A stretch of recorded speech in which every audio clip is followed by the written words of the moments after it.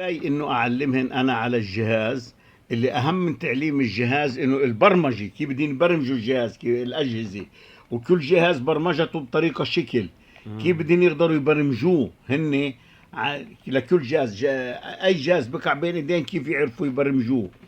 بدنا نعلمهم برمجه، بعدين بدنا نعلمهم ان شاء الله، بدنا نبدا في تشفير. السوفت وير والتشفير وتطوير الاجهزه لسوفت وير شيء احدث اكسترا. وكلها. من الصفر اليوم نبلش اه عادي مع اه كل درس امتحان، اول ربع ساعه امتحان. اليوم ان شاء الله بنعطيهن اللازم، والمره الجايه بدنا نفحصهم تتاخروا فيه. الشباب، يعطيك العافيه.